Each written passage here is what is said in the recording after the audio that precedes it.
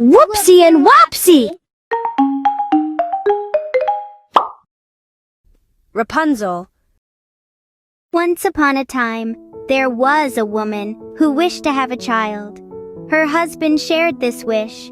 However, for a long time, the woman could not have children.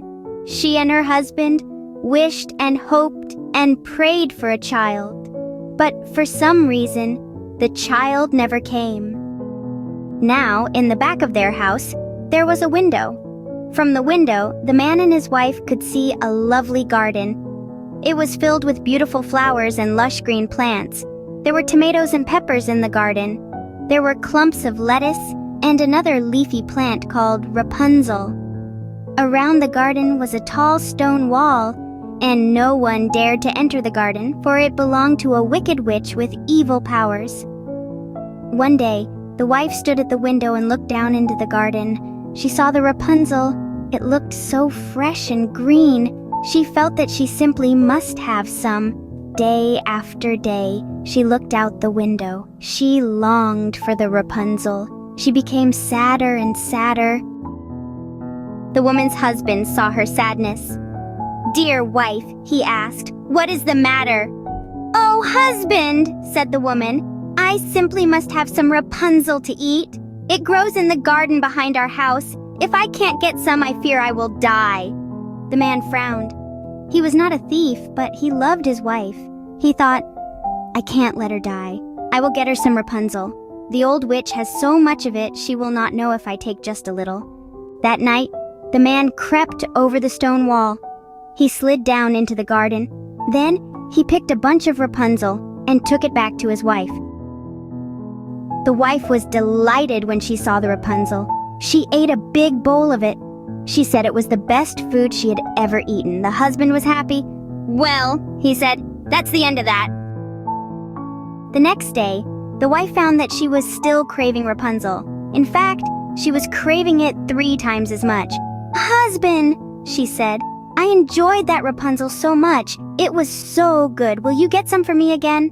The husband was annoyed. He did not like stealing, but it gave him joy to make his wife happy. He stood and thought. At last the man said, "I am glad that the Rapunzel brings you joy. I will go to the garden again, but this is the last time." So the man sneaked into the garden again. He picked some Rapunzel and started to leave. Just then, he saw the blazing eyes of the witch. "How dare you steal my Rapunzel?" the witch growled. "You will pay dearly for this, you thief."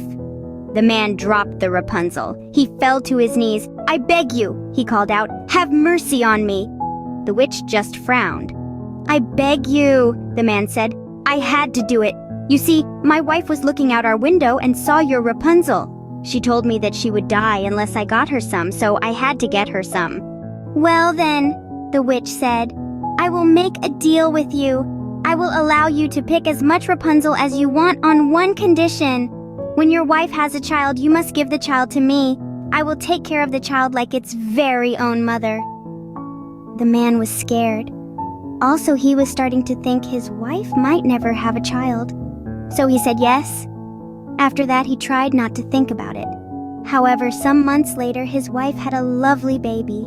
Not long after, the witch appeared and took the child away.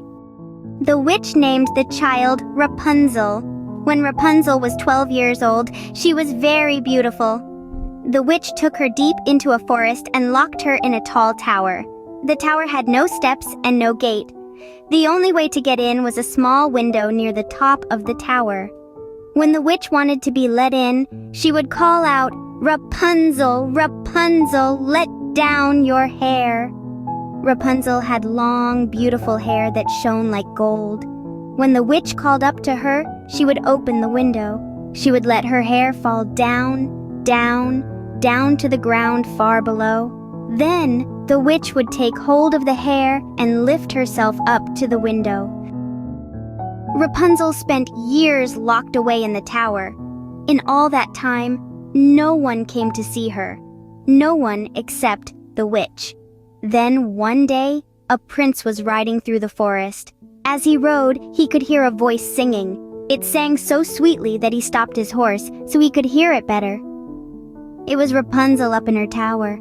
She was trying to drive away her loneliness with sweet songs. The prince wanted to see who sang so well. He rode to the tower. He looked for a way to get in, but he could find none. The prince rode home, but he was never quite the same after that day. Rapunzel's song had entered his heart. He was haunted by it. He could not stop thinking about it. Day after day, week after week, he went back to the tower to hear Rapunzel singing. Once, the prince was standing behind some trees when the witch appeared. The prince watched as the witch called out, "Rapunzel, Rapunzel, let down your hair!"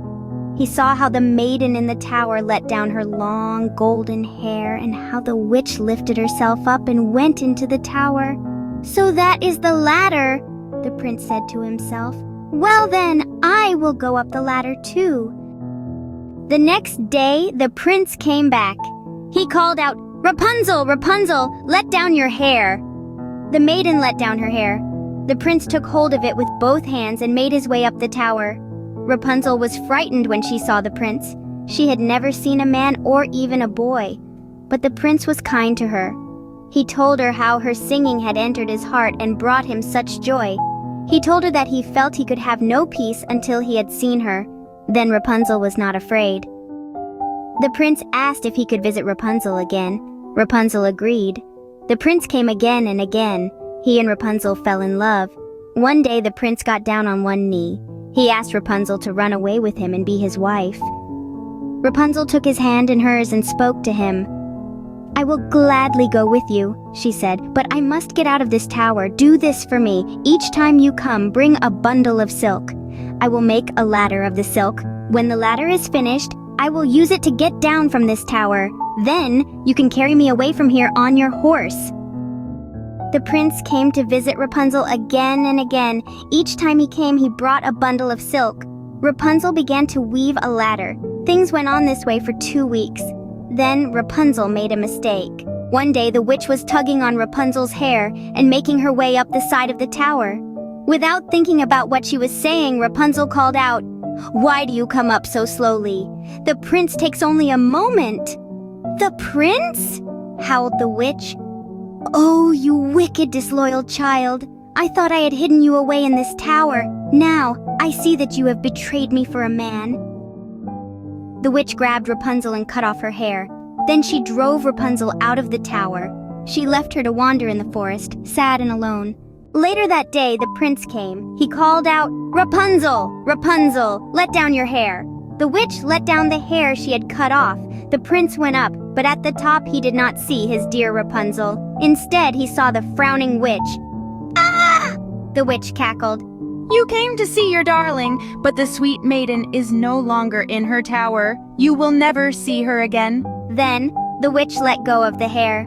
The prince fell and crashed into a patch of thorns below. The fall did not kill him, but it left him wounded. The sharp thorns cut his eyes and left him blind. The prince wandered for years, blind and alone. He ate only roots and berries, and he wept over the loss of his dear Rapunzel.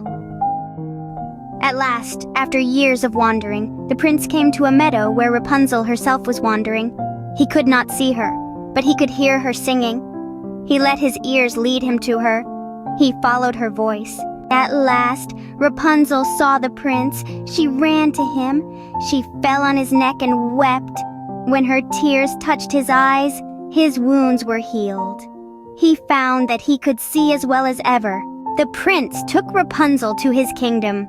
There she was welcomed with great joy, and there the two of them lived happily ever after.